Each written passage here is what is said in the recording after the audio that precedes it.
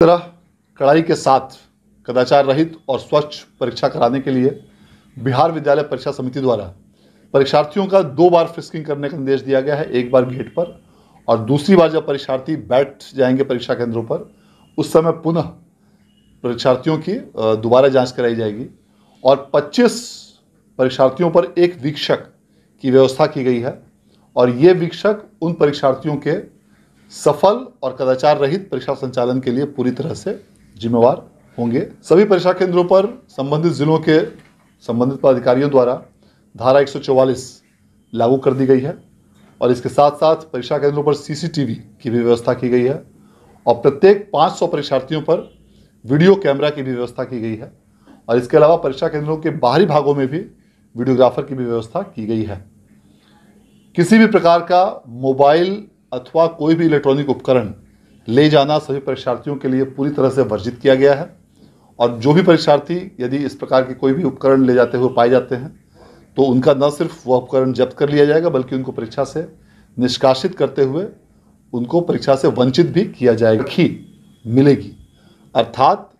जो परीक्षा first sitting में 9:30 बजे प्रारंभ होगी, उस परीक्षा केंद्र पर परीक्षार्थी को 9:20 तक हर हाल में पहुंचना अनिवार्य होगा और जो परीक्षा द्वितीय पाली की 1:45 से शुरू होगी, उन परीक्षा केंद्रों पर परीक्षार्थी को 1:35 तक पहुंचना अनिवार्य होगा। इसके बाद इस समय सीमा के बाद जो भी परीक्षार्थी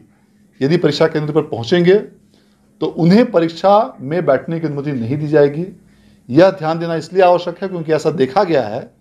कि कुछ विद्यार्थी जो इसका अनुपालन नहीं कर पाते हैं, जो इस समय सीमा के बाद पहुंचते हैं, उनकी परीक्षा छूट जाती है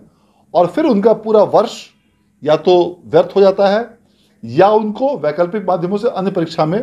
कंपार्टमेंटल या विशेष परीक्षा या अन्य जो भी वैकल्पिक उनके लिए माध्यम उपलब्ध हो उसमें बैठने की बाध्यता होती है। इसलिए यह अत्यंत आवश्यक है कि सभी परीक्षार्थियों से मैं अपील भी करना चाहूँगा कि आप निर्धारित समय से काफ़ी पूर्व परीक्षा केंद्रों पर पहुँचें और यह जो समय सीमा 10 मिनट की दी गई है, यह अधिकतम सीमा है, इससे भी आप काफ़ी पहले पहुँचें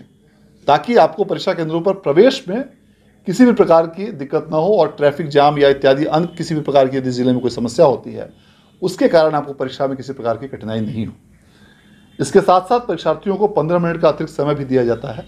उसको प्रश्न पत्र को पढ़ने के लिए और सभी इंस्ट्रक्शंस को समझने के लिए। सभी परीक्षार्थियों को मैं इस अवसर पर